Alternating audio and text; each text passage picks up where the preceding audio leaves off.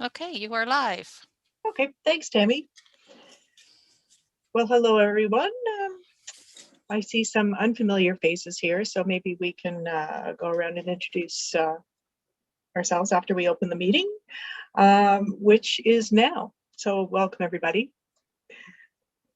Shall we do a couple of introductions? I'm Catherine and I'm the chair. How's that? Catherine Kenwell. You can probably see that. I can see that, actually. I'll just be quiet now. Oh, okay. Next. I'm Heather Morgan. I'm Heather. the assistant chair, I think, or something like that. I'm here. That much I know. I'm Louise Pope, and I'm on the committee. I'm Carolyn Moran, a recent addition to the committee. And I'm Doug Taylor, a member that's been away for a few months, so back for a while, I hope. And we welcome you back. Thank you. And hi, everybody. My name is Kevin Dadema. I'm the manager of Recreation and Culture I am Facilities. going to say now that I have an unstable internet connection, so bear with me. I have no other device I can use, so bear with me. Maybe repeat yourself, Kevin. Sure. Nice to meet everybody. My name is Kevin Dadema. I'm the manager of Recreation and Culture Facilities for the City of Barrie. Hi, Kevin. Hello.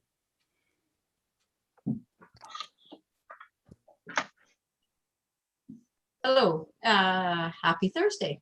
My name is Sandra Brunet, and I'm the Manager of Business Performance and Environmental Sustainability. And my role here today is to give you an update on the single-use plastics reduction program. Welcome, Sandra. Thank you. Hi, everyone. I'm Catherine Siren, a waste reduction coordinator with the City of Barrie, and also here to talk about the single-use plastics reduction.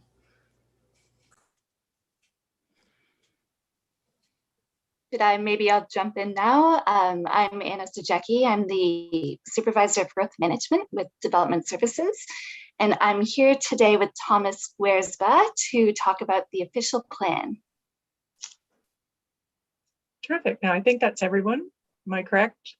Just want to make sure I didn't miss anyone in my little No, you forgot Thomas. Thomas. Oh, hi, Thomas. Sorry. Thank you very much, Catherine. That's a great segue, Anna. Thank you very much. My name is Thomas Weersba. I'm a planner with the city, and I'm here to talk about our official plan and answer your questions as well. Thank you. And on Okay, the so meeting we have everybody. No, and So we'll just move into number Catherine. two. Oh, Robert. Yes, I was just gonna say, and on the committee is also Councillor Robert Thompson. He's currently off camera. He commutes, so with Bluetooth hands-free, there's no health and safety violations happening. So if we could just let him introduce himself if he's able to.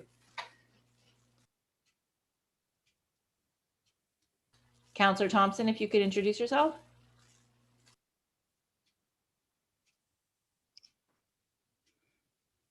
Maybe not. Maybe not. Okay, carry on. Sorry, Catherine. I apologize. I thought I was off mute. I'm Robert Thompson. I'm the Ward 5 councillor. I've been appointed to the committee, and welcome. Thanks, Robert. Okay. Now we will move into discussion items. 2.1, we're looking at the draft 2 of the official plan. What's the update?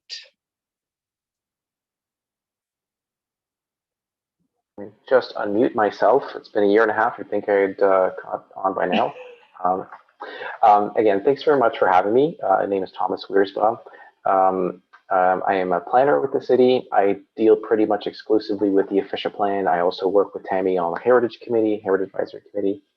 I have been working on putting together and working on the official plan since September of 2018. So that's when we really kicked off the project. We released the first draft of the official plan and the urban design guidelines in September 2020. They were out for a 90-day public consultation. and that concluded in December 2020. We then took a lot of the comments that we received, all of the comments that we received, and we put together draft 2 of the official plan, which was released for public engagement on May 6th, I believe it was. And then it was out for that public engagement for 28 days. And then we had and in that interim period of 28 days, we had an open house.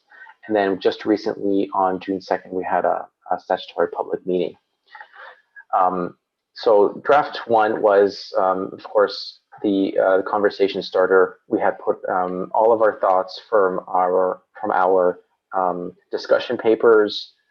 We formulated those thoughts into policy, and we proposed those policies to the public. And just to give you some highlights, some of the things that we heard back on between draft 1 and draft 2 were things related to housing development, to support more and facilitate more mixed-use developments, to support more affordable and attainable housing. We heard a lot about economic development, about making Barrie a more attractive investment environment for employers. We heard a lot of comments about the importance of our waterfront and our natural heritage system and the trails that run through those systems, particularly in the time of COVID when people, where a lot of things are closed, and the only places we have to go are our local parks. A lot of people expressed the need to protect those parks and and access to them. There was also a lot of comments about the need to plan for transit, to make sure that we have more transit, we have transit supportive densities, that we plan for rapid transit. There was, of course, comments about protecting our our built heritage. There's comments supportive of public art. There was, of course, some concern expressed from the community about things, density, about the scale of change, because Barrie is intended to grow to about 298,000 people by the year 2051. And we are directed to plan and accommodate that growth by provincial legislation and the growth plan for the Greater Golden Horseshoe. And we're not just planning for population or residential growth, we're also planning for jobs. So we have around 150,000 jobs we have to plan for. So we've got a lot of people, a lot of jobs coming to Barrie, lots of development. A key element of that is, making sure people can get around, because we have 99 square kilometers. We have a population density of around 1,526 people per hectare or so, and we're going to be doubling that. So there's going to be a huge increase in density in Barrie over the next 30 years, and we want to make sure that we plan for that growth sustainably and comprehensively. So those are sort of the things, really, really high level themes, and I'm sure I've missed some things. So people who are watching, it doesn't necessarily mean we've missed you. It's just there's only so much we can discuss in a forum like this. So those are the. Sorry, Anna, go ahead. I might jump in too and mention that if you do want to take a look at the official plan, you can go to www.buildingbarrie.ca/official plan. You can download it there. As Tom was talking about, with the changes between draft 1 and draft 2, we are really looking at that growth into 2051. So you'll see changes related to that. I'll mention too that chapter 3 is really the chapter focused on built form, transition, integration with the public realm. And we do have a section on accessible design too, and the city's commitments to that. So if you're looking through, that section is 3.2.4.4. So I highly recommend you take a look at that. If you do have feedback that you'd like to contribute, we're happy to hear it too. Tom is a great person to contact in terms of that. So Anna and Tom, this committee actually did a ton of work with Jordan in 2019 and 2020 to provide extensive feedback and comment, contributing to the universal design guidelines as well as the overall official plan. So they'll be really excited to see how everything was integrated. But I think also especially interested in this update that you're doing based on the feedback from everybody else. So. Yeah, and absolutely. I'll mention too. So the urban design guidelines are designed to work in coordination with the official plan. We are in the process of updating them as well. They haven't come out to the public yet, but draft 2 of the citywide urban design guidelines will be coming out to the public in the summer.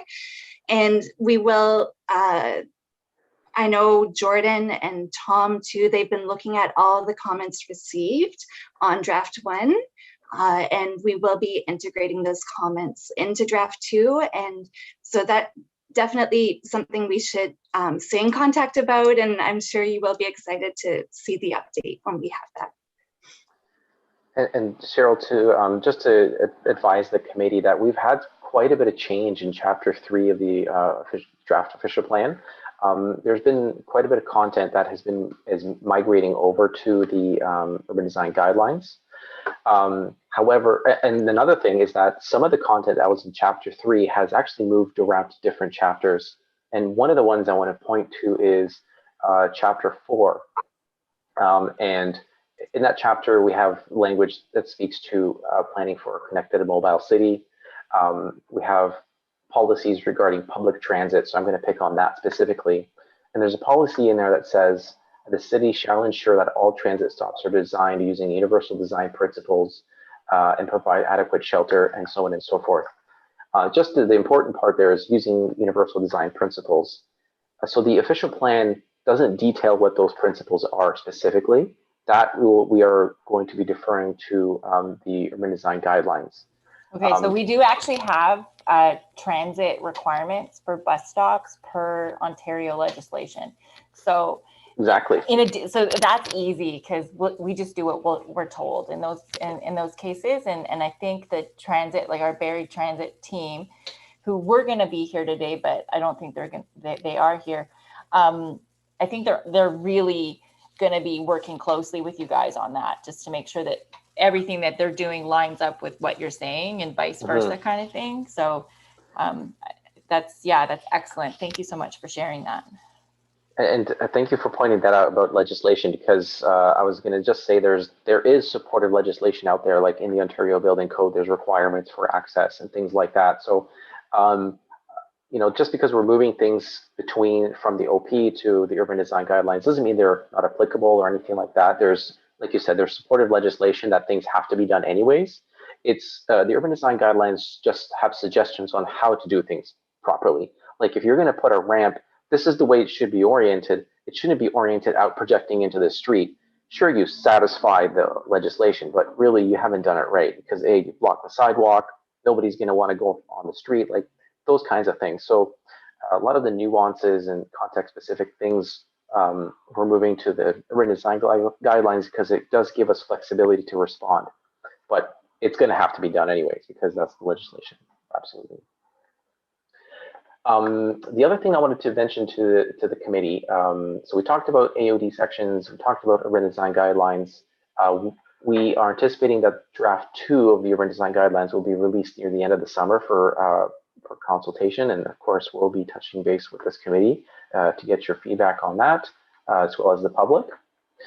And on the theme of getting comments back from this committee, so comments were due to planning staff by June 2nd on draft 2 from the public. However, this committee is an internal stakeholder. It's made up, it's an advisory committee of council. So you have a little bit more flexibility in terms of providing comments. And I've said this to all of the committees that I've gone to, and I always suggest that you pick 2 or 3 members who would like to dive deep into policy, and you can still provide us comments. And we'd like to see those comments probably from the committee by the end of June if possible.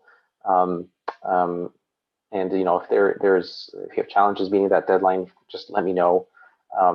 We are not anticipating to go to council with draft 3 of the official plan until late in the fall of 2021. So we've got quite a bit of time, but the earlier we can bake your comments into draft 3, the easier for us.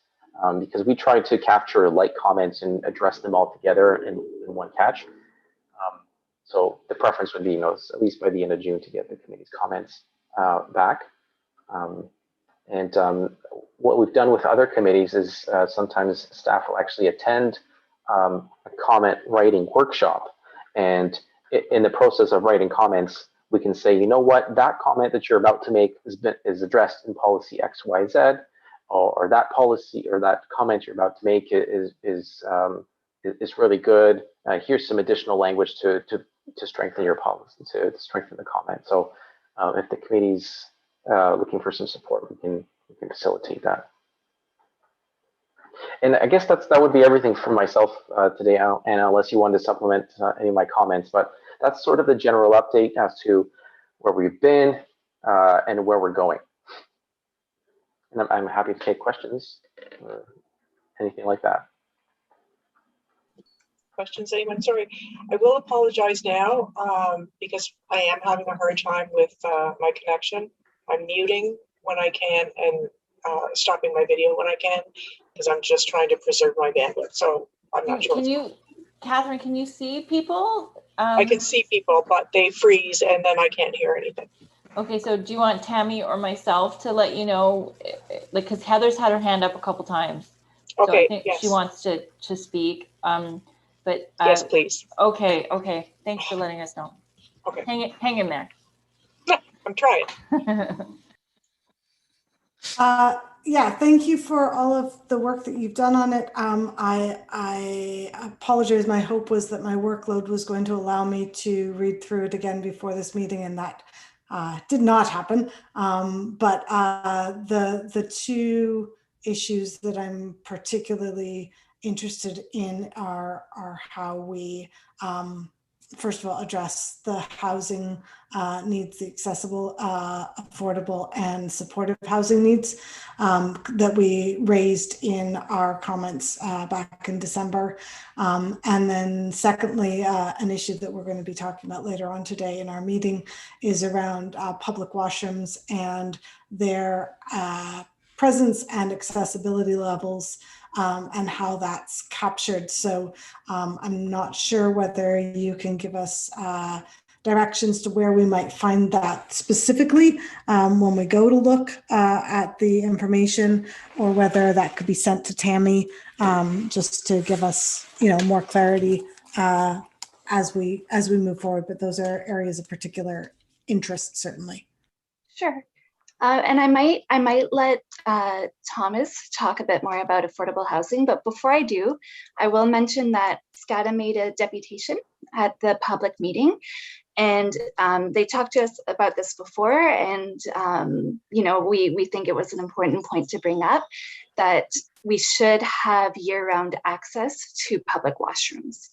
So I wanted to mention that is a comment that's on our radar, something we will definitely be looking into. We're at the point now where we're having the comments come in. So our approach is to do a matrix. So we're going to be tracking all of the comments that we get and providing updates on either where it's been integrated, or if for some reason we're unable to, what that justification is. So that might be something that we can bring forward later as well too when talking about it. But I did want to bring that onto your radar, that the discussion about public washrooms is happening. I was aware of SCADA bringing it up, and I think it's very important, but as someone who uses a power wheelchair, and as someone who has a number of friends who have children, youth, and adults in their lives who require change table access, there are some significant lacks in the current public washroom availability to be able to find a washroom that I can actually physically get into, much less function once I shut the door. I have these lofty hopes that I can shut the door when I use the bathroom and have my wheelchair inside the bathroom with me, so I'm not afraid of somebody taking my $25,000 wheelchair from me while I use the washroom. I completely hear you. Those sorts of issues, Yeah, and please do feel free. Like provide that commentary to us, and absolutely, that's a fair thing, and we'll make sure that we look over it when we're looking at draft 3 and doing that update. Wonderful. Can you just direct me where I would look in the OP for washroom and housing? Because I am afraid this month I am not going to have time to read all 250 pages the way I did in November. I'd love to, but I'm just not. I can, Anna, I can send that to Heather after. Okay. Yeah, Anna and I can connect after, and I can send that to you afterwards. Yeah. Perfect. Thank you. Yeah, so I mean, the public bathroom issue is something that has been in Barrie for a while. We know that it is the case. I mean, the document is out there, so I can say, you know, that it probably doesn't address your comments as adequately as you'd like, and you know, we appreciate that feedback, or we would appreciate those comments from you about the need to provide, you know, safe, secure, you know, dignified ways to go to the restroom. You know, a land use planning document, it's challenging to direct to require certain facilities through a land use document, but we can definitely have supportive language to facilitate that to happen when we're putting together our parks master plans and other documents like that. So there is direction at a higher level from the official plan to provide these facilities. And in terms of affordable housing, we'll provide the specific references, because it is peppered throughout the official plan. It's not just in one specific place. We try to do that. We try to make sure that it goes like, you can find all the policies here, but it's tricky to do that, because then you'd sort of miss areas where you want to see affordable housing. One of the biggest changes, some of the changes that I can highlight is that we did lower the target for affordable housing, specifically within the urban growth center, and Scanada wasn't supportive of that. One of the reasons we did that was because we found it to be probably challenging for the market to provide 1/3 of all housing within the urban growth center to meet the definition of affordable. The reality is that the definition of affordable is so far from where we are today in the market that requiring 1/3 of all units to meet that definition, and it becomes challenging. It's just, there's wishful thinking, there's being ambitious, and then you know, there's going beyond that. What we did do on the other end of things, we put in umbrella policies into the official plan that would potentially establish our transit station areas, our major transit station areas, as protected transit station areas.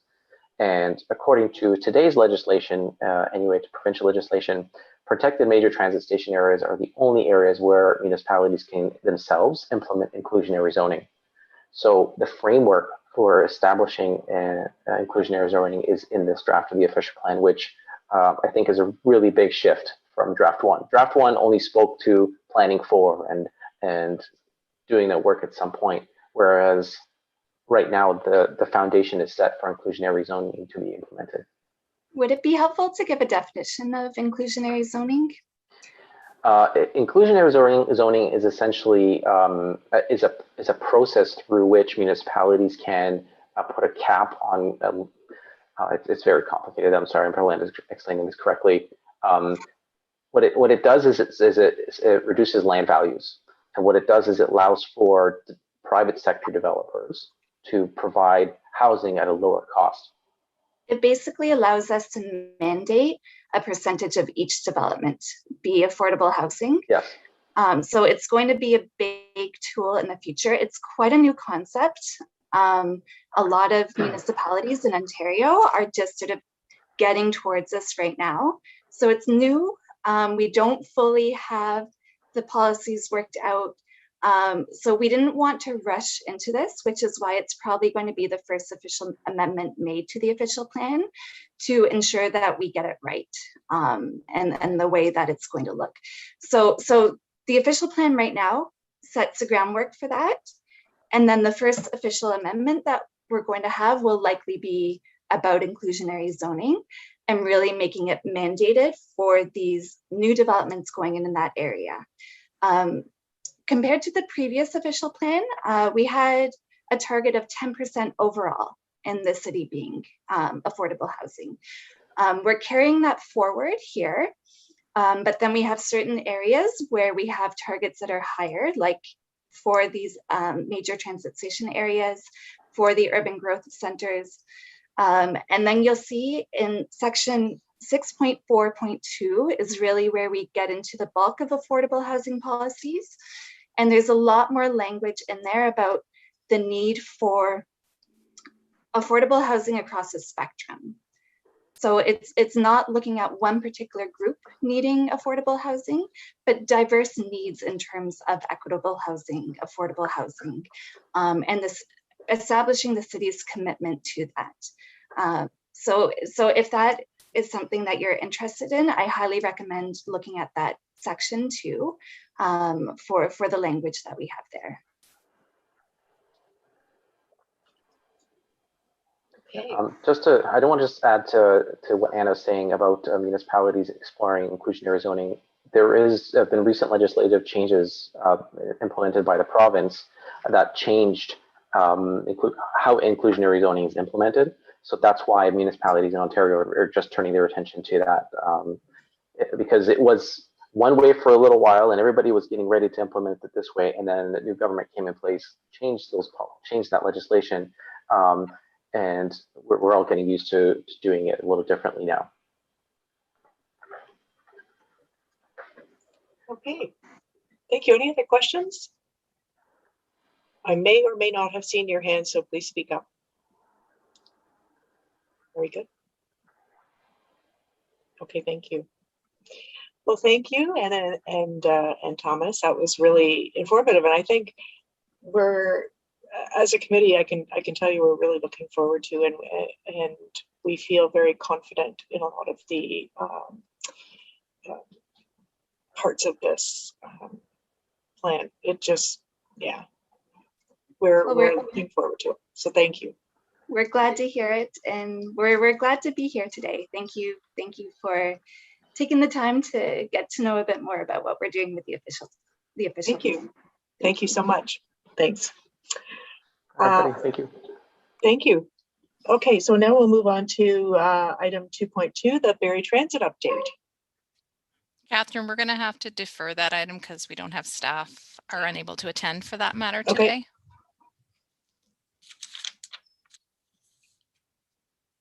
I don't know if everyone else can.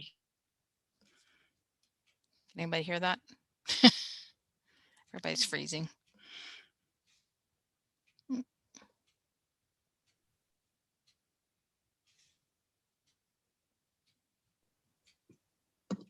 Okay, I'm unstable again. I apologize.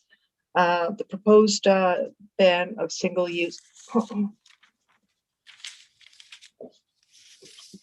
We can hear you, Catherine. You're good. Keep.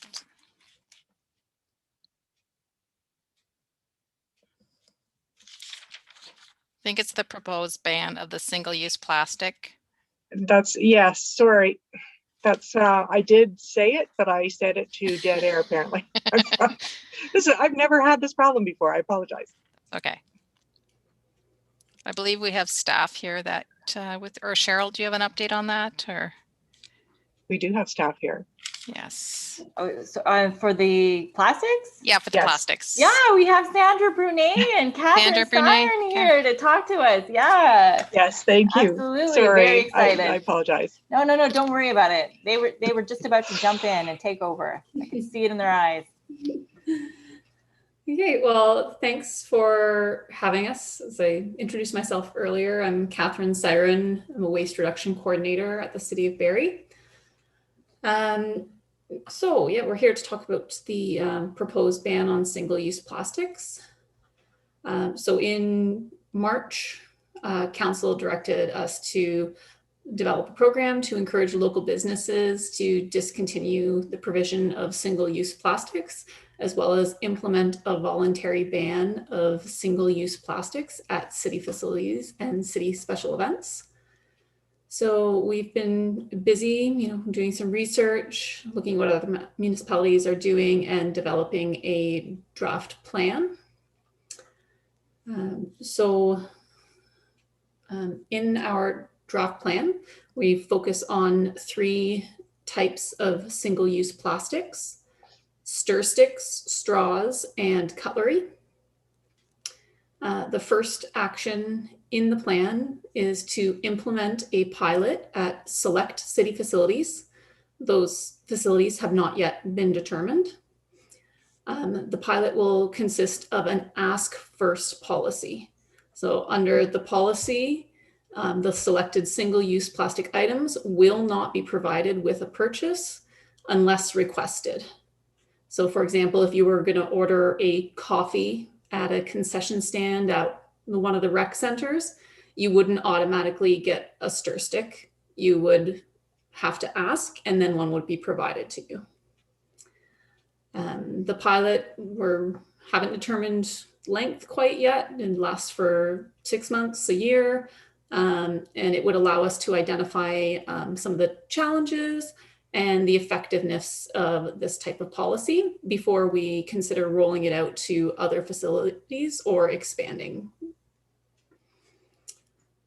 And the second action of the plan is a pledge program. So in this program, we would ask businesses in the community to commit to enacting the same type of ask first policy as the city is doing. And these businesses would be recognized through some sort of program, whether probably online and maybe through a sticker or something on their door. So it wouldn't be a ban, as a ban is to be understood. It would be more of a policy not to automatically provide those 3 types of single-use plastic items: stir sticks, straws, and cutlery. Encouragement. Unless requested. Yeah. So Not that's a ban. available. Yeah. And that's kind of the quick run through of our draft plan. And I'm happy to take any of your questions.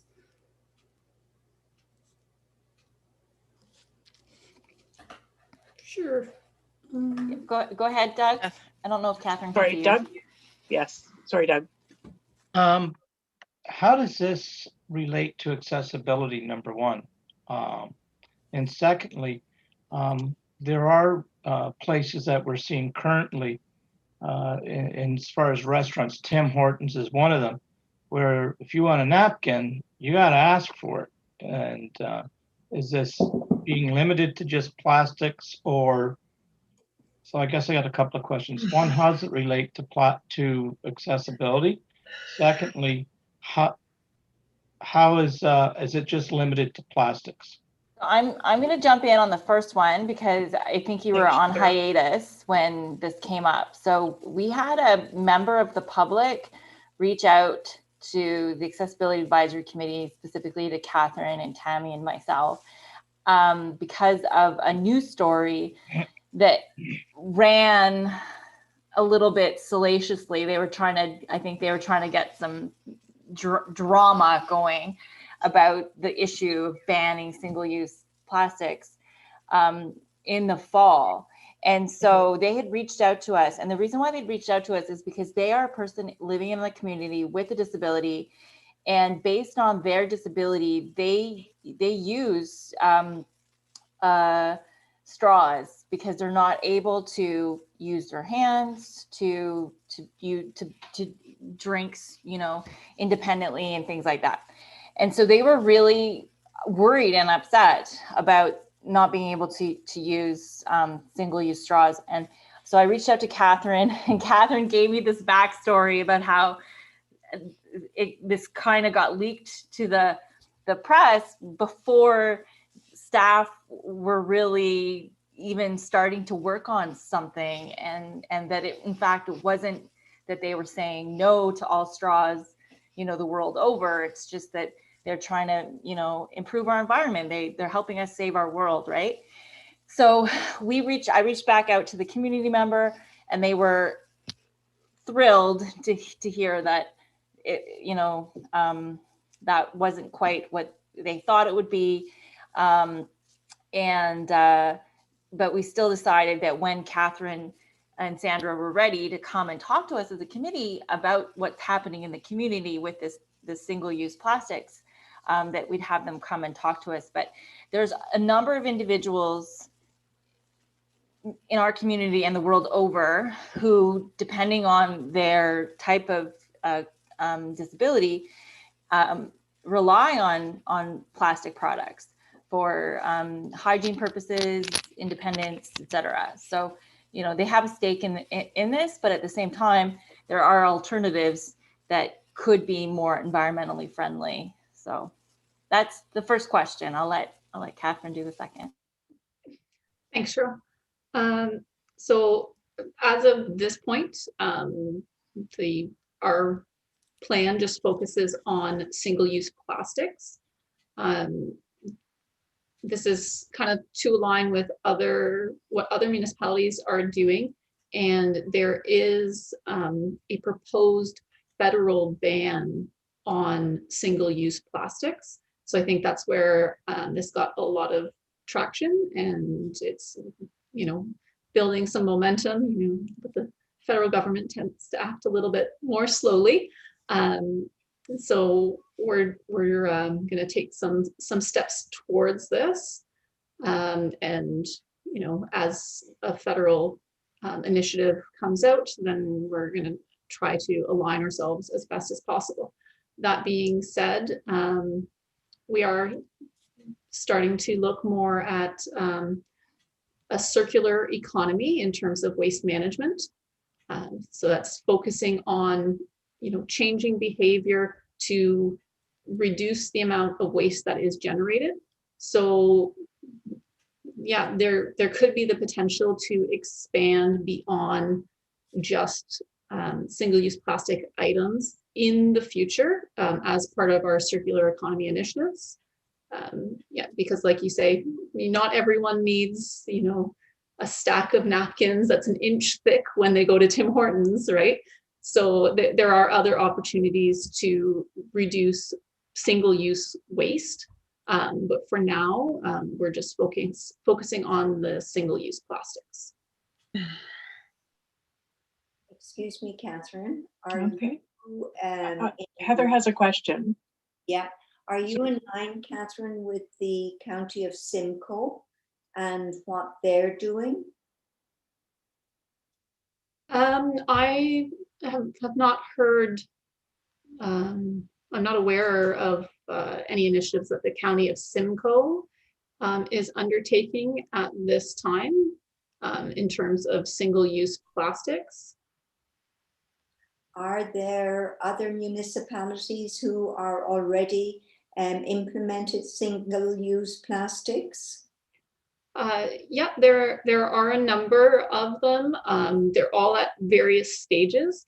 I know the City of Toronto has been undertaking a lot of public consultation, and their program is probably going to be a little more comprehensive than ours because they're doing a lot of public consultation, but a number of municipalities, I think including the town of the Blue Mountains, they had started to work on some initiatives to reduce the use of single-use plastics. However, with the pandemic, a lot of that got stalled.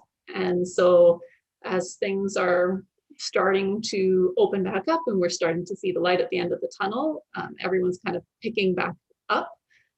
So we're kind of, we might have started a month or two behind some of the other municipalities, but now we're kind of right in line with where the rest of them are with just beginning our plans. Thank you. Okay, Heather? Yeah, thank you for the work that you're doing here and the work to find ways of making it work for everyone. I guess my one question is how will this get communicated both at a citywide level, but also in these locations where they are doing that, so that individuals with disabilities or individuals who do require single-use plastic aren't treated poorly, or feel like they can't access it. How do we communicate this in a way that allows for dignity and access, so that people know that that's available? That's a great question. We haven't yet met with our communications team at the city, but we do plan on communicating this to the public at large, probably through our website, through signage, particularly as part of the pilot project at city facilities, signage at the locations where those single-use plastic items are available. And I will make a note that we should provide some sort of signage, maybe a template for any businesses that sign up for the pledge program, or something like that. That's just one idea off the top of my head. Sandra, do you have any other thoughts, comments? Yeah, it's a great question. One of the reasons why we roll these things out in pilots is to allow for the feedback for things that we wouldn't have thought of. And this would, is an example of something maybe we wouldn't have thought of. So part of our rollout will be working with the vendors to ensure that, whether you have a disability or not, when you ask for a straw, that you're not considered, the bad guy or whatever you're asking for, and to get feedback from the vendors on what kind of responses they get. We're looking at a survey and these are just ideas. Again, we need to run all this past our comms team. Great comms team, they probably come up with better ideas than we can. But we're thinking about potential survey for those who actually ask for the single-use plastic, or, if you wouldn't mind, go to the link. It'll help with running our pilot and improving the full program. And on the business side, we're looking at a sector focus feedback group where they can tell us too, the barriers, the obstacles, the successes, what works well, and hoping that with that information will help us tweak the program to make it better and roll it out in a improved fashion, always having that follow-up. So even when we get to the full rollout, there'll always be a follow-up data collection survey type of thing. Open, send your comments in, so that we are sure that we stay ahead of all the challenges that might surface because of the changes that will be made. This is the first of many under the circular economy that we'll be piloting. So we're hoping that this pilot will help us even refine our feedback processes and our surveys and that kind of thing. So hopefully that's answered your question. Yeah, that's very helpful. I appreciate that it is a process and that we are all learning on the job. I think that communication both to vendors and to the public in terms of introducing it, but also at point of sale, is really important, because one of the concerns is just that those who do require them will be seen in a negative light, and so that then makes it harder for them to ask for a thing that they need, and it's more complicated that way. So I think that's really important. Right. Okay. Sorry. From what I'm understanding here, it's not that you can't have a straw or cutlery or whatever. It's an ask. And again, I do understand that it has to be communicated, but I know now if I look in my bag when I go to Tim Hortons, I ask for a napkin because there's none in my bag. And I don't think that is going to change if it's plastic or not. Because you're not outlawing it, you're just saying ask for it. Because the policy is we just don't throw, like you said earlier, a pound of napkins or plastic in there. If you ask for it, you can have it. No one's penalized No one's made to feel bad because you asked for something. It's no different than asking for assistance, quite honestly. It really, what we're trying to do is not remove or create obstacles for those who need it. It's more about changing behavior. And if someone has to ask for it, they might think twice before they realize they need it. And an example I've given with my staff is when I was growing up, I'd go to hockey arenas for, my brother played hockey. And if you had a coffee, there's a bunch of you that ordered coffee, you would take one stir stick. My mom would grab one stir stick, and that stir stick would stir my coffee, my dad's coffee, and her coffee. Whereas now, when you go to an arena, it's similar to the serviette piece. People will grab, a handful of stir sticks because they're in a rush, so they'll grab a handful. They may use 2 of them, and then the rest of them end in the garbage. So we've just spent all this time, money, supply, carbon emissions to create these things that we just grab and put in the garbage. So this is all about changing behavior. It's not about creating obstacles. Thanks so much for saying that, Sandra. I really like that. It is about changing behavior. And I have a friend, I grew up in BC, as some of you know. So we've been on the hippie recycling environmental bandwagon for a long time in my family. And we've been using reusable straws for quite a while. And I have a friend here in Barrie who he loves himself a Coca-Cola, I should say, and loves himself a straw. And he is one of those people. Well, he's got 1 Coke and he'll go get 4 straws. So for Christmas a couple years back, I bought him a package of reusable straws, and it's taken him a while, but now he's on the reusable straw bandwagon. And I know reusable straws aren't good for everybody, but it's all about changing that behavior. And maybe a few people will have to ask a couple times, and then through that process, they'll learn and realize and think that maybe they don't need a straw, or maybe they don't need a stir stick or a pound of napkins or whatever it is that we're talking about. But I'm really excited that we're doing this in Barrie. This is really cool. Mm-hmm.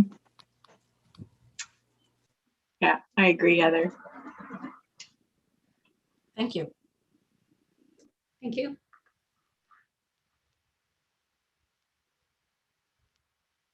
Yeah. Thanks for all of your feedback, and we'll let you know when we've got our final draft plan or our final plan.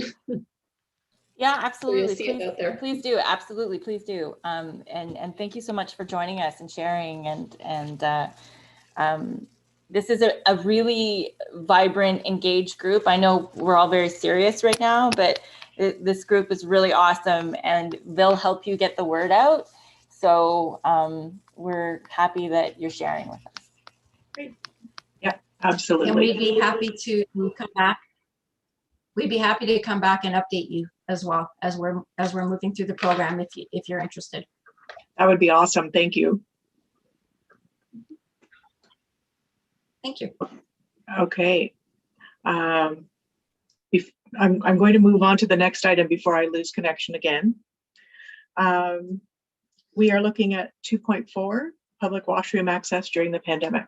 We've already touched on this. Yeah, so I just, I was approached by a member of the community and asked whether I would be willing to bring this to the Accessibility Advisory Committee. Obviously, that was 3 weeks ago, and there's been a few shifts already, which is wonderful. We've seen some things reopen, but there is still, because so many businesses are still affected by how many people are allowed to come into them. There's still challenges in terms of accessing washrooms in a timely and quick fashion for those with needs for these things, particularly those with conditions like IBS or bladder conditions. And there is also, the pandemic has done lots of things, including help us to see where our weaknesses are and where where we need to make sure that we have all that we need. So, washroom access in general is one of those points. So I think the questions were both in terms of, what is our plan for reopening the washrooms post stay-at-home orders, and what does it look like in terms of as we move forward, making sure that there is good signage for people to find washrooms that are city run, so that if businesses aren't willing to allow people back in to use washrooms, if they're not actively customers, that people can easily find their way, say from downtown Dunlop Street to the washrooms at Heritage Park, for example, so that it's really clear for them to know where they need to go. The person in question sent me some links, including a link to a program in the city of Ottawa for their Gotta Go campaign, which has been working really hard at signage for these things as an example that we could maybe look at and consider. But that was basically the ask was, how do we get bathrooms back online, and how do we make sure people can find them as they start to try to reintegrate into an opening community.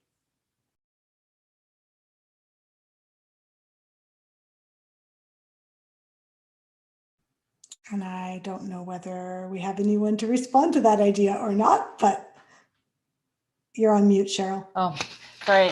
We have two people here. We have from the straight facility side, we have Gus Diamtopoulos, and from the facility rec side, we have Kevin Dadama. And they both share responsibility for washrooms in various locations in the city. And because I think this conversation will impact both areas, it's really good that we have representation from staff. So we may not have an answer by the end of tonight, but I think we'll have a great conversation, and both of these gentlemen will be able to help give us some information on what's happening now, as well as what might be planned, what they might be planning for future. Because there might be stuff going on, conversations going on that we just don't know about. So I'll leave it to whoever wants to jump in, Kevin or Gus. Yeah. Thank you very much. I can comment from the recreation side of things. I can let you know that specifically on the waterfront, we have the South Shore Center, and the South Shore Center does have public washrooms open currently, and we did through the pandemic. Now the hours of operation are something that we can always massage. The community centers are public access, community centers are something where if the facility is open, our washroom is open. So generally we are, if we're not during a closure due to COVID or a stay-at-home order, our buildings are open generally 6 a.m. till 10 p.m. Weekends are slightly different.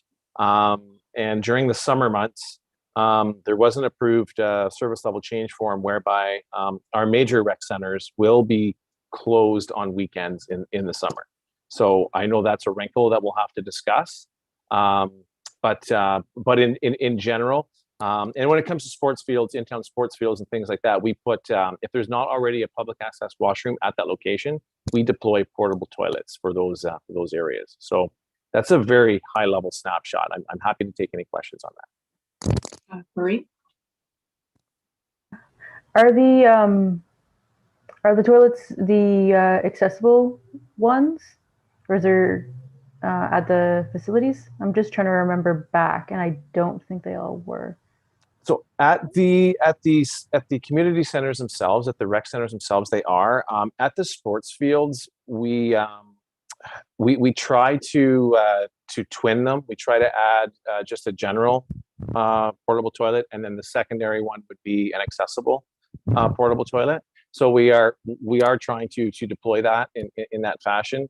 The in-town sports fields now, that deployment does fall to our parks department, but we work recreation services permit at the sports fields, and then parks takes care of maintenance and portable toilets. So we would work hand in glove with our parks department to ensure that the proper portable toilets would be at our sports fields.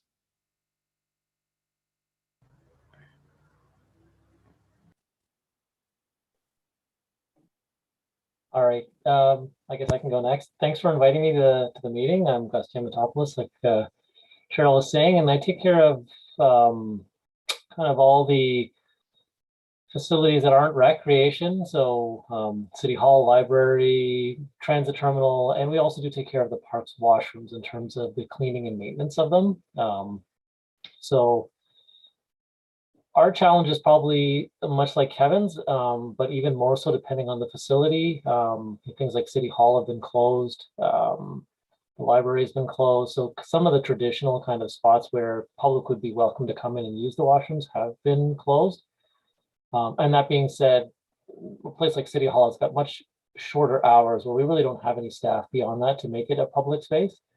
But again, that when you look at the kind of grand scheme of things, a lot has to do with the service level changes we would go to council with. So if we're staffed in a facility or have it open up to a certain time, that's typically direction we've gotten from council in terms of the dollars we have available for staff.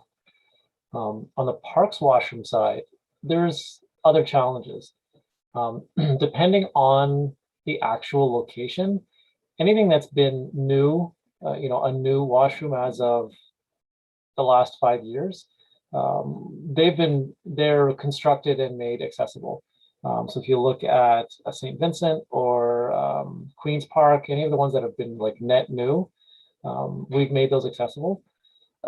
The issue we have is if you've been around the city and you see some of the other locations, they're vintage. They go back to the 60s, the 70s. They are just absolutely, we'd have to knock them down to provide that accessibility. And then from a year-round perspective, the other thing we have in terms of how we operate and clean them, many of them are absolutely need to be winterized. They have no heat. They're not insulated. Again, without completely rebuilding them, we'd have no way to keep them open year-round. So we typically just keep the family washrooms at Centennial open throughout the winter because they are heated and they're accessible, straight from the outside. And then the other side of the challenge on the parks washroom side is we use summer students to clean them. So a lot of times our actual challenge come early spring and late fall is actually just not having staff to actually go around and clean them. So a big part of what ends up closing them out is we just have no ability to clean them. And again, that just comes from a budget, traditional service level that we've been given from council that, students are cheaper than full-time staff. So, and that's the model we've had up until now. So that's kind of those kind of bigger challenges.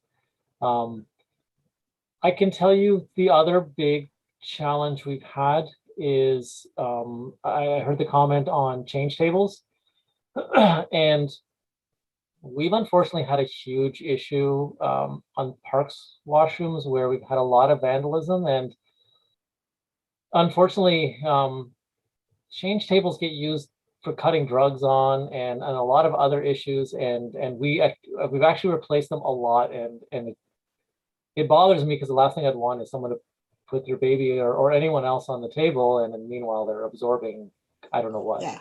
So I'm actually talking about adult-sized change tables with that comment, Gus. Just to clarify, I appreciate the huge level of vandalism and that it's element there, but I'm talking about like if you've seen in the new en routes along the 400, their accessible washrooms include accessible adult change tables, and they're some absolutely. Of the only ones available publicly, and they're game changer for families where someone in their family needs those services to be able to engage. So that's that's a long-term wish list item as far as I'm concerned. I appreciate that that's not something we're going to resolve at this point, but just to clarify what we're talking about there. Okay. So I can tell you from the parks washroom actual overall buildings, I mean, for my own selfish reasons, I would love to have council support replacing a lot of them, because they really are. They are, some of them are quite old, and accessibility, you know, they're just not accessible, and they're just really in rough shape. So that definitely is that kind of push, because, you know, we present all kinds of capital, you know, asks to council, but then beyond that, you know, it's out of our control. It's just we're the ones that can champion those. That's great to know. Is it possible for you to just clarify, are all of the public parks washrooms, so, you know, Tyndale Park, Heritage, Sunnydale, are all of those washrooms reopened at this point? We have all of them reopened. Yep. Okay. All of them reopened, except for Sunnydale's Doreen Parker Center. I don't, we have Porta Johns, and we do have an accessible Porta John at Sunnydale, but I don't believe they're up yet.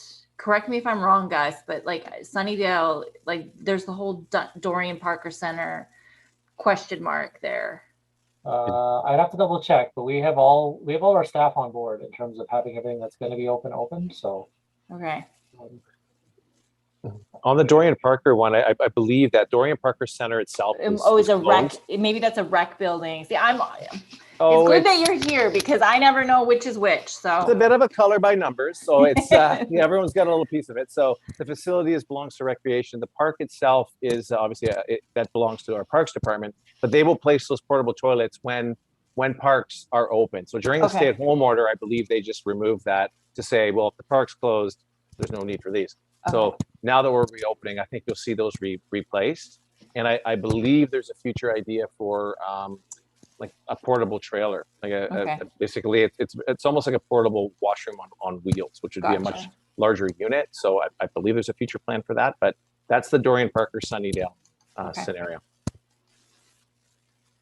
So then that little vignette just highlights so much the second issue that this person brought up, which was, how do we know what's open, what's not open, when it's open, and where we can go?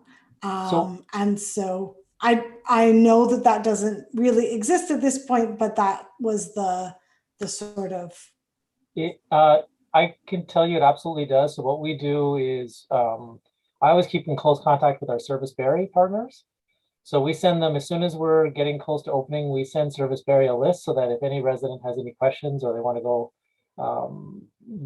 Service Berry has all of our opening locations and times and everything available to them. So if anybody has that, it's either a phone call, and I believe they got them on the website, but I can follow up on.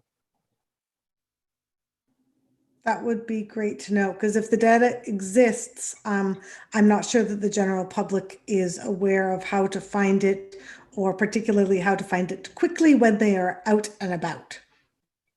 Right.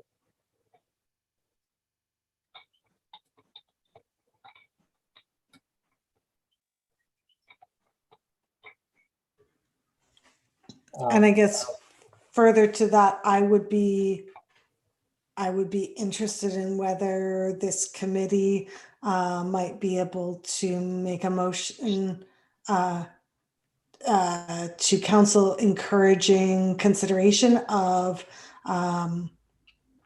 increased communication around washrooms, both visual in the community and through Service Berry, to mark which washrooms are, where washrooms are, and when they are available, so that community members can better access them.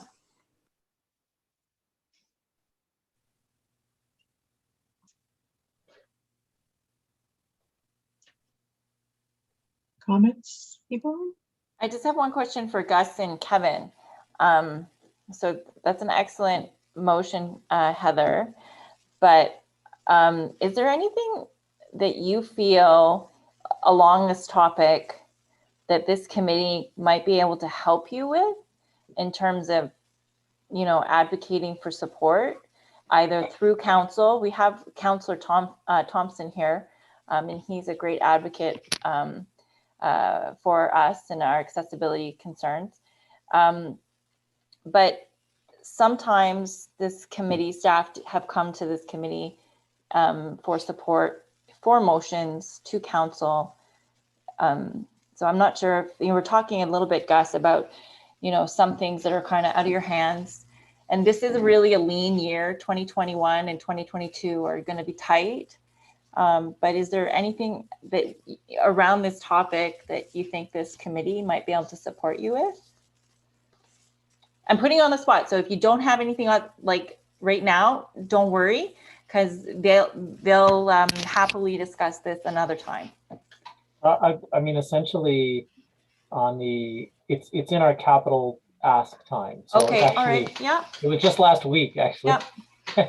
However, putting that forward to council and kind of. I don't want to put you in a hard spot, but. Well, no, but absolutely. I mean, it shows the need, right? I think, you know, when we're quiet on things, it goes unnoticed, and there's lots of other things, and you know, there's road repairs and everything else that's on their radar is one of those things. So absolutely, I think we're at a point where there needs to be an investment, especially on those parks washrooms.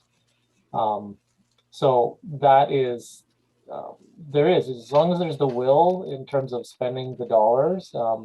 We've been picking away, but I mean, we've done 2 brand new builds in 5 years. So if you go at that rate, the first one will be old by the time we finish the last one. So that is, I did find though, it may be on the actual washroom side a little harder to find, but on our website, under parks listing, if you click on any park, it will give you parking, accessibility, times that it's opened, and whether it remains open year-round heated. It's actually available. I think probably the one thing is that it's, you know, buried within our site. I looked up parks washrooms and this is what I found. But it is available right on our website and it's up to date.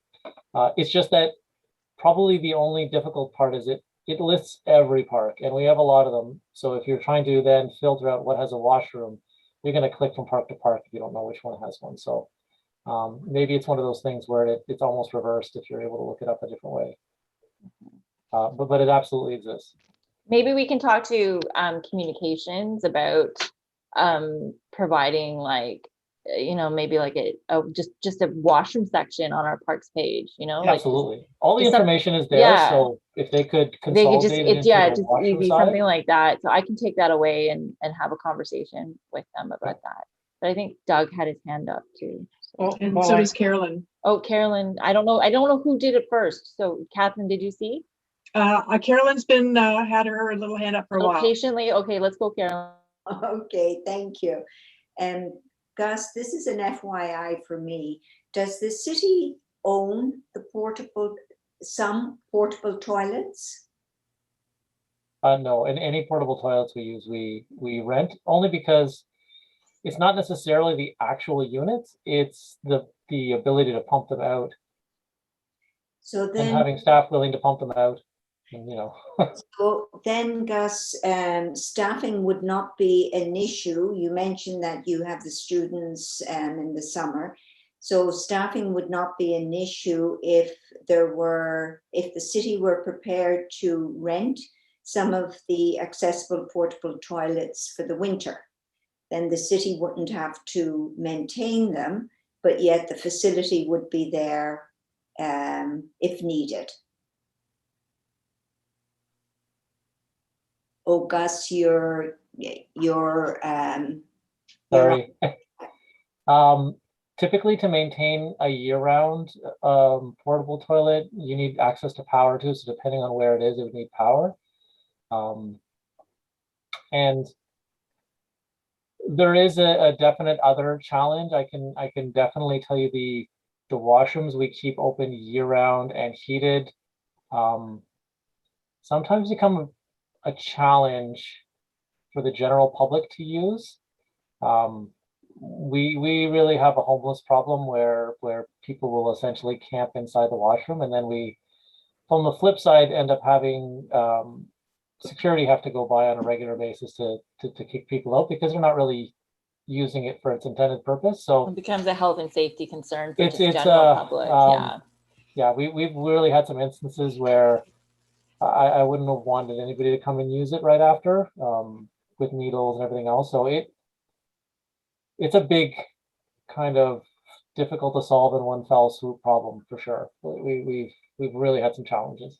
So maybe guys, sorry, I know Carolyn and Doug are both having questions, but maybe as they're asking questions, maybe the thing to think about is how this committee can help you investigate options further. So yeah, sorry, Carolyn, continue. I'm done. Thank you, Gus. You're very welcome. Just from what I can see or understand is that, especially with Heather's point, I think the information might be embedded somewhere, but when you have to use a washroom or you need a washroom, there should be something. So and that's not a big cost. I know you have a wish list, and your wish list is a cost list to City Council. I certainly can't see how providing the information online is a huge cost to the city.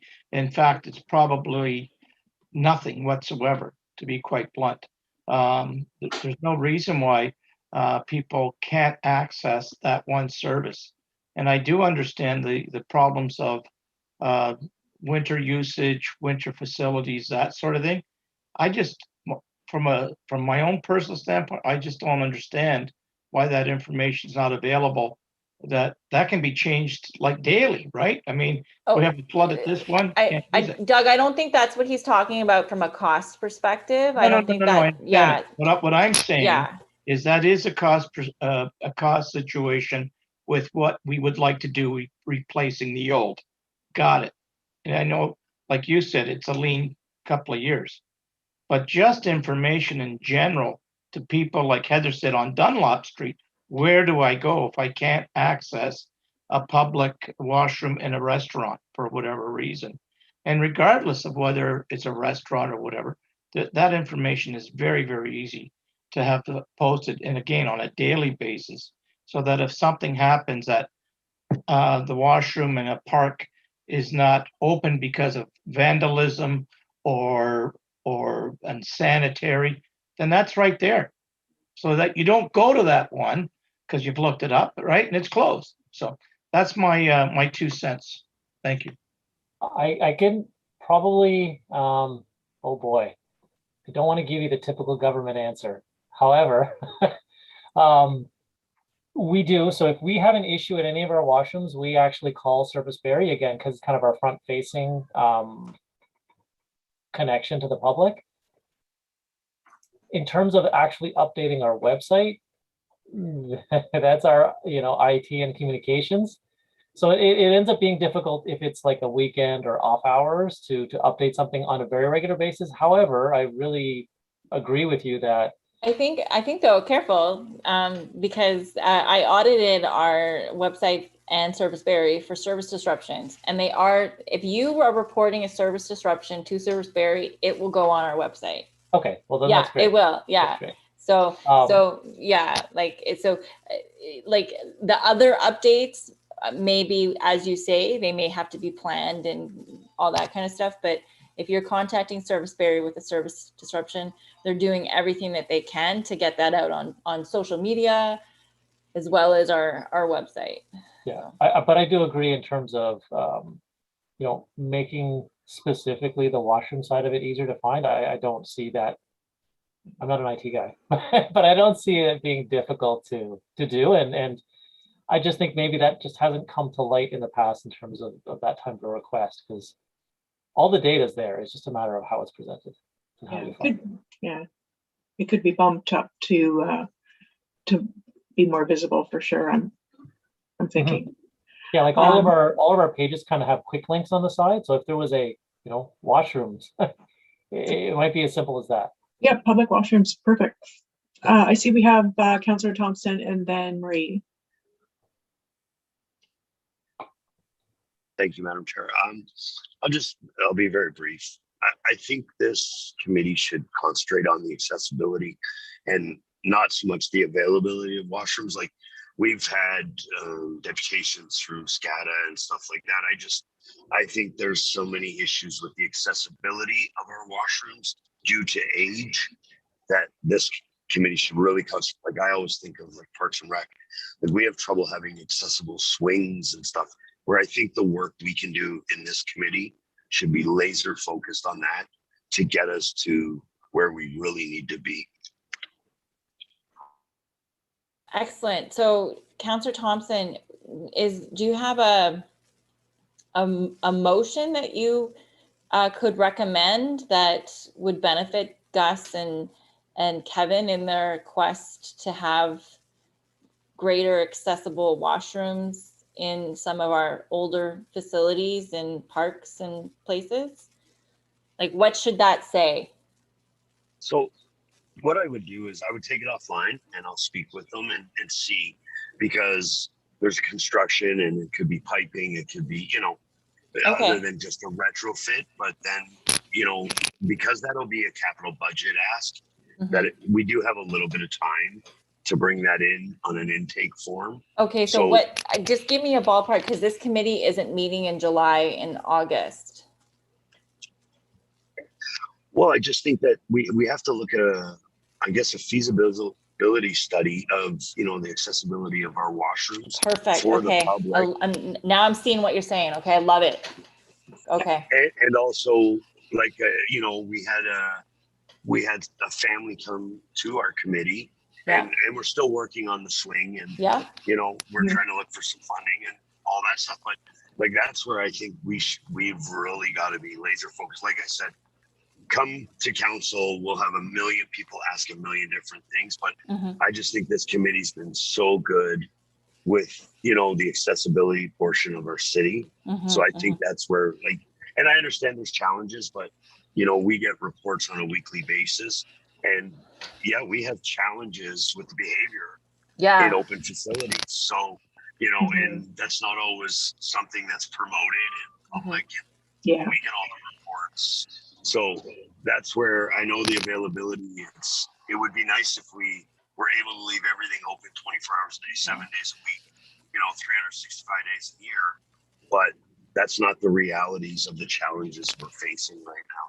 So if this committee made a motion in September, would that be too late for it to be considered for the capital plan? I don't believe so. Okay, so then maybe there's an opportunity for you and Gus and Kevin to guide us, have conversations off this committee, and then guide us so that in September, this committee can have a kick butt motion to council to really affect some change. Yeah. Yay! Yeah, I agree. I think it would be terrific to bring it back in September and knock it out of the park. We're gonna tear down some building. No, I'm joking. We're not. Don't quote me. I'm very happy with that idea, but would love to still have that conversation with communications to see whether we can increase the visibility of it, because I wrote that down. That is an accessibility issue. Absolutely. I just don't want that getting lost. No, I wrote that down. That's low hanging fruit. I'll make sure we can do that like as soon as possible. Yes. Yeah. Sorry. I'm not an IT guy, but maybe somebody could, explain to me. But a lot of people have phones. I know it can be done pretty quickly and pretty easily. But we use Google Maps and stuff like that.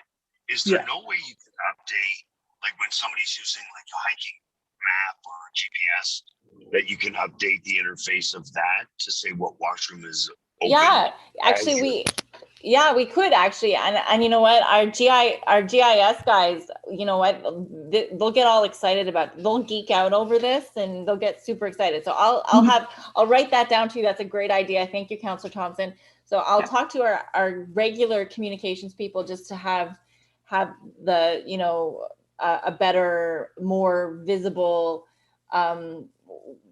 information spot on the website about where washrooms are. But we already do, like, we have on our GIS maps, we have tons of information about various public buildings. We'll stick washrooms on there. If they're not, they may already be on there, but if they're not, we'll look to put some washrooms on there too for I just think, to Doug's point, when you need the washroom, you don't want to go through the Barrie website. Yeah, you're not going to be like, let's go to barrie.ca. You're right. Yeah. You want to look at that GPS and the light's green or the light's red. Exactly. Yeah. But then if we can communicate that to the public, absolutely. I think that would be really That's right. Yeah. It's all about feeding it back out, because it's all well and good if we get excited about it, but if we don't tell other people about it, then it doesn't happen. Yeah. Marie, I know that you had your hand up. I did, but that was actually my question, which you guys addressed, which is there a way to feed it into this information, to give it to Google Maps so that it could spit it back out when you want a bathroom? But you guys already covered that. Yeah. So we have GIS people, and hopefully by the time we next have GIS day, it'll be, public people can come and visit, because they do a presentation interactive presentation in the rotunda. And if you guys are available, you should really come out and you can check out all the neat stuff that they're doing with GIS mapping and stuff. And as an accessibility aside, our GIS team, we have staff who are visually impaired and have the ability to work with the vision impairment. And so they've made our internal GIS mapping with using color and texture on the map, so that our staff who have, whether it's color blindness or low vision or what have you, they can actually do their jobs independently using just our regular tools, which is amazing, because in other areas they would just be told, sorry, you're going to have to sit at a desk and not do that job anymore. But our GIS team, they're really awesome, and they worked really hard to make sure that it was accessible. So that's just a good plug for accessibility. Yeah. Now I see Gus has his hand up. Yes, actually, it's fairly, the one thing I was going to say, so in terms of our capital process right now, all the capital intake forms are in, so we would have to do at least some type of request quickly. I can help facilitate that. Well, it's basically at our GM level now for doing anything. One interesting thing, I pulled up Google Maps, and if you go to Heritage Park, it shows the Tesla charging station, but not the washroom. Not the washroom. Yeah, so Google needs to update their maps. Yes. Okay. Okay. So then, just a moment, Cheryl. Carolyn has her hand up. Okay. Yes, a rather naive question, Cheryl. What is GIS? I don't even know what it stands for. So somebody Google and tell me what it stands for. But Geographic Information Systems, I believe. Yeah. That's it. Geographic Information Systems. Is that what is what Marie just said? Marie Francis. Okay. Yeah. Thank you. Thank you, because I didn't know either. I use the acronym all the time without knowing what I'm saying. Okay, so given Gus's comment, I'm going to go back to you, Councillor Thompson. So could we then make a motion tonight from this committee requesting staff investigate a feasibility study for accessible washrooms? Somebody who's better with words can jump in at any time. Feasibility to me means, can we do it? The answer is yes. I think more of a cost, and basically just have staff investigate the potential and the cost and the impact of an accessible washrooms, public washrooms, something along those lines. Because Go like a Could we washroom do it? strategy, washroom renewal.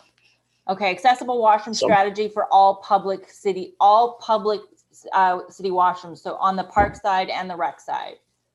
Yeah, and maybe they can identify the ones that aren't So that accessible now and a cost associated because, we are in lean times. yeah.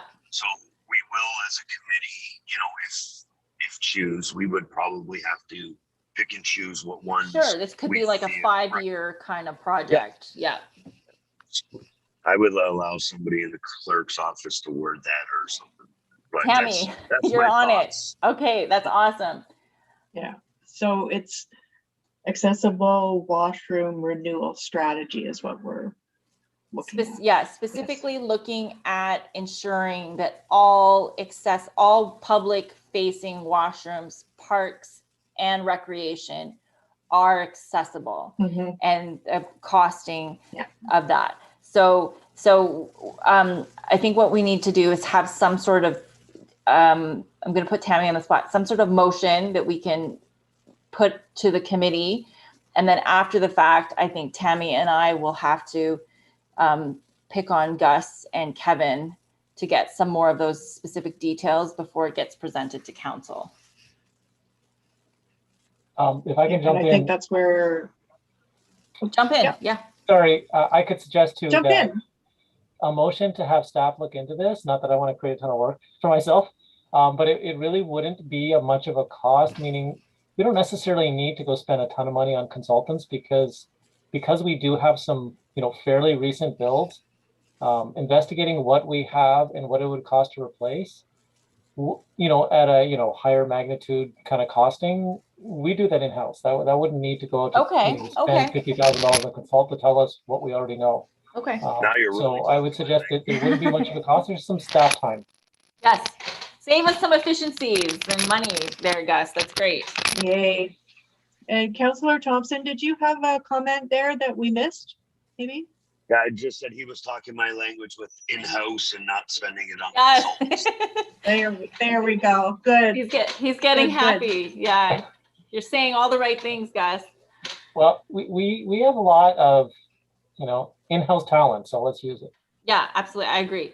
Okay, so let's, Tammy, do you have something that we can, just like a little bit of a draft and we can troubleshoot it? I'm so sorry putting you on the spot like this. And I can't hear you.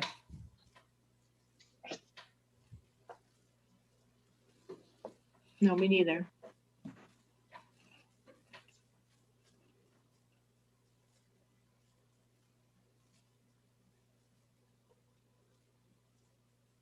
It says you're unmuted, but you're not coming Yeah, through. it says you're unmuted, but you're Just for not. fun. Yeah. Sorry. It's okay. I- This makes me happy because this just means that the robots are not going to take over the world as soon as we thought. They're not prepared. Sorry, my headset went mute. So did anybody have any wording that I have staff investigate? So staff investigate an accessible washroom strategy for all City of Barrie public facilities, ensuring There was that something about cost in there. Gus said not to say cost because they can do that in-house. Oh, I thought we were talking cost in terms of like how much it would cost to do this accessible strategy. No. We can Not- include the not- costing. We wouldn't have to use a consultant to do it necessarily. Yeah. Yeah. But I think the cost of per facility should be part of the report Put it- back. Yeah. Okay, Yeah. perfect. Yeah. So like, the Holly Rec Center would be X amount of dollars because it's a newer build. So the retrofitting is, So where. but that wouldn't have to be part of the motion though, would it? Like, No, but just to have the cost per. yeah, would be not yeah. not the actual cost of it, but just the wording in the motion should say that staff report back With the cost Okay, perfect. Right. So Tammy, staff are reporting back with the cost associated with Per facility. per facility. And then something about, we want to ensure that all public facilities, parks and, or like facilities and recreation, public facilities or washrooms are accessible. Public facilities? Yeah. So Gus is saying we have a number of facilities Okay. like on the park side that are old. Like we have old infrastructure. Okay. And so we need to say basically any facility, any washroom facility in the city, whether it's in a park or in a recreation facility, has to be accessible. And right now we have a number of parks. I think all of our recreation facility washrooms are accessible, but we have a number of parks facilities that are not accessible. I think maybe the only thing I would have the, public buildings. So I wouldn't include things like surface water plant or wastewater plant or those certainly. specific type of non-public areas. Yeah. But I can definitely see Councilor Thompson. I agree with that kind of a la carte ability, where if we break down each individual, then you can kind of pick out, what's most important and kind of go down from there. Well, you or can maybe look at, pick the low-hanging cheek fruit kind of thing, right? You So, can look at users and like a community park versus, a small neighborhood park. And absolutely. That's especially if you have to triage from a budget perspective. Absolutely. That's important. Kevin, do you want to throw in some washroom renovations for your facilities on this motion while we're at it? Well, and certainly to Gus's point, if we just state that for our City of Barrie public facilities, that will encapsulate recreation. We could go one step further and state recreation, or if we just leave it at the public facilities.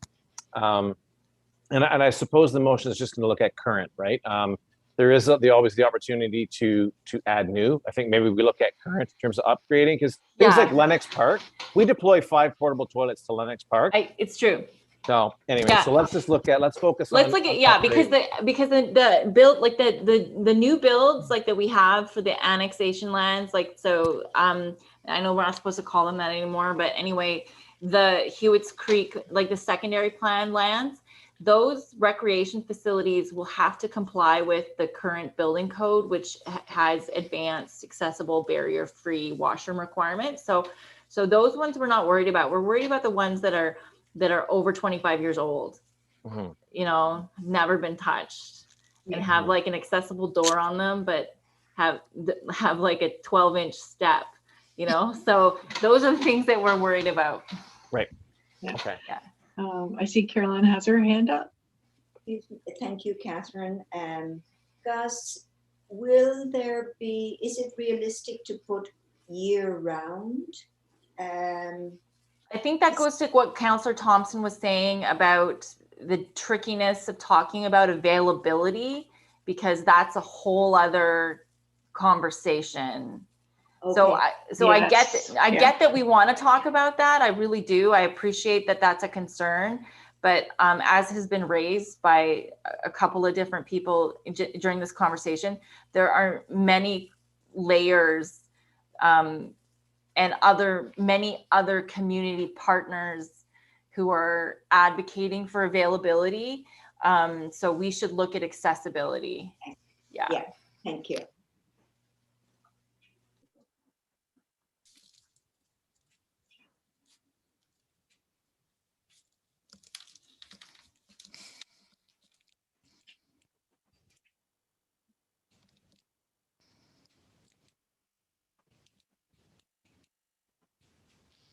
Tammy, are you working your magic?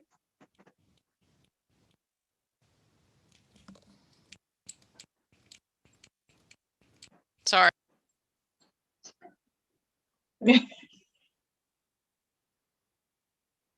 Nope, you undid it. Other way around. We can't hear you.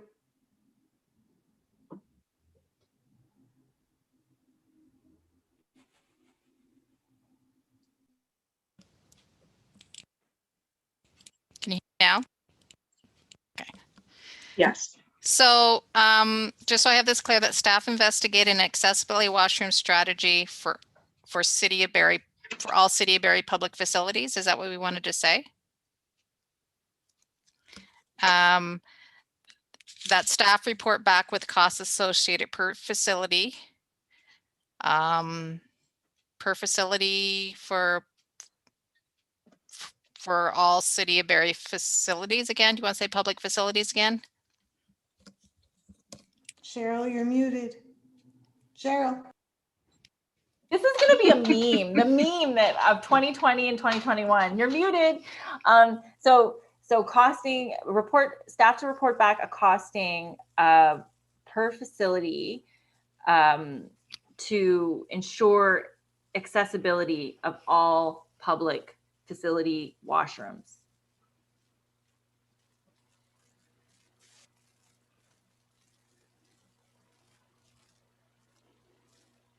And we lost Tammy. Yeah, and Tammy's muted now too. And I would again, maybe say that, so we're talking about seeing what the cost's going to be, but I think the first part of that is the kind of almost condition assessment, like where do we stand right now, and then where are our costs going to be. Okay. So it's the kind of first little bit is that initial assessment and you know, so scoring or whatever you want to call it. Can you read it back to us again, Tammy? With unmute yourself. Just don't mute yourself. Just keep yourself unmuted. I'm unmuted. Okay, keep yourself unmuted. Okay, that staff investigate an accessible washroom strategy for City of Barrie for all City of Barrie public facilities. That staff report back on costing regarding costing per facility to ensure accessibility of all public facilities. So Gus, to fit in your point there, so could we say to staff to report back condition assessment and costing, current condition assessment and costing for future accessibility renovations or like something like that? Is that, okay. Yep.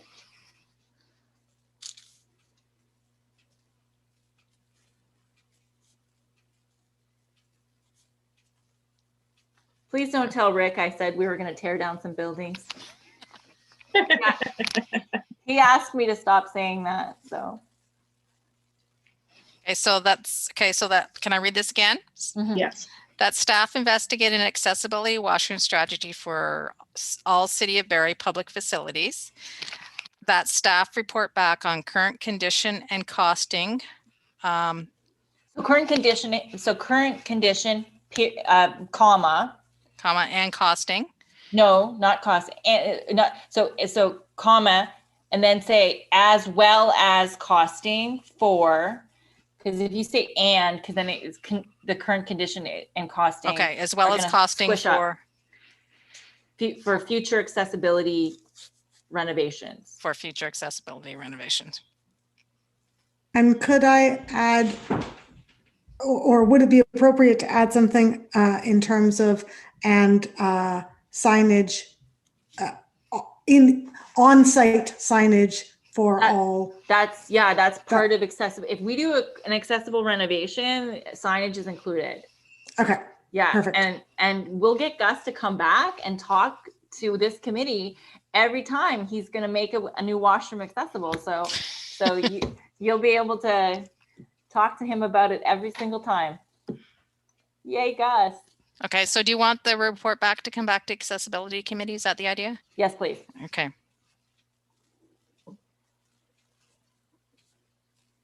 We're going to become such great friends with Gus.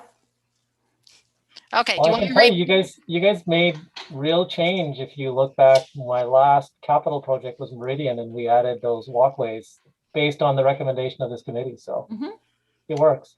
It does. This committee does a lot of work. Yes. Okay, so would you like me to read it one more time? Yes, please, Yes, Tammy. please. You're so kind and you're so patient. Thank you. Okay, you know you're kind and patient with me, believe me. That staff investigate an accessibility washroom strategy for all City of Barrie public facilities. That staff report back on current condition as well as costing for future accessibility renovations and report back to the accessibility committee, advisory committee. Awesome. Does that sound right? Councillor Thompson, do you think that will meet what we're looking for?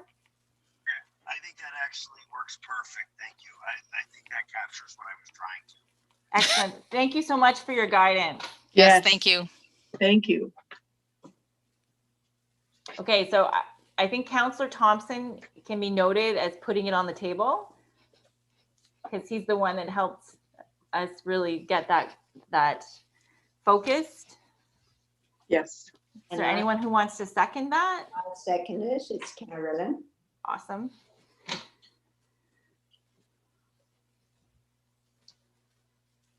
Okay.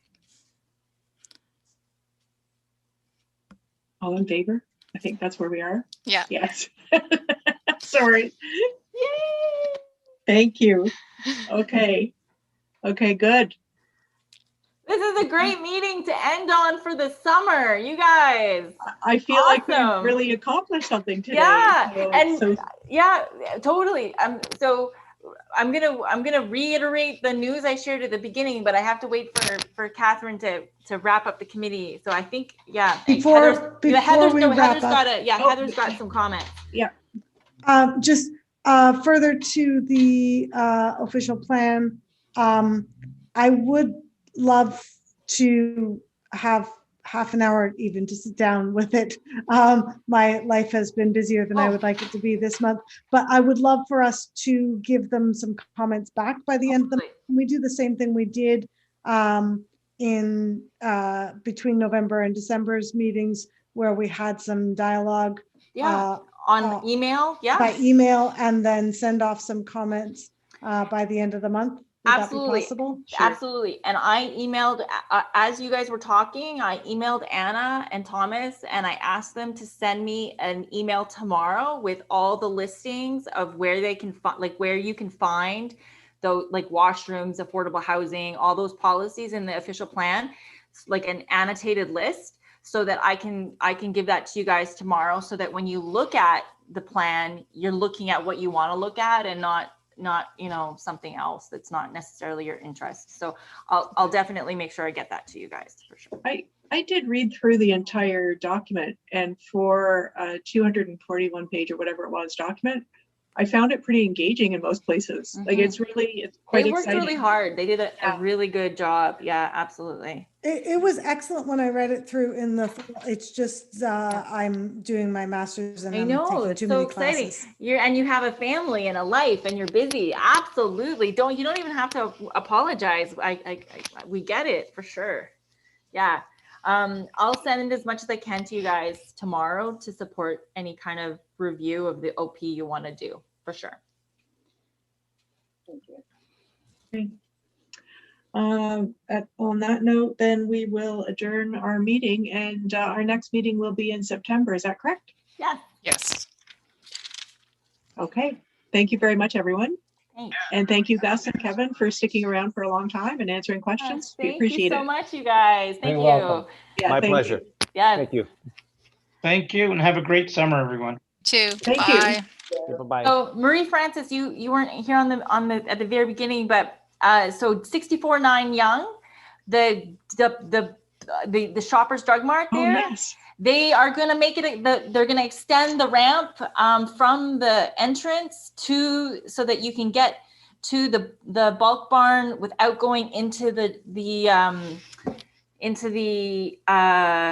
parking lot. So this committee had wrote a letter to the property owner, and the property owner contacted me this week, and they're doing work there, and he said, we can do this. So I met with him this morning actually, and he showed me the plans, and it's pretty cool. So yeah. Okay, that's awesome. It's pretty exciting. And very exciting. local. Yeah, very local. It's like right around the corner from you. Yeah. I take my Batek there sometimes. Yeah. Awesome. Yeah. So just to share that this committee really does do things Oh, and of course we do. We're all. quietly, but you guys get stuff done. So yeah, so have an amazing summer, you guys, and reach out to me, email me anytime. If you need anything, I'm happy to help. Okay. Thanks, everyone. Thank you so much. Enjoy your Have a great summer, everyone. too.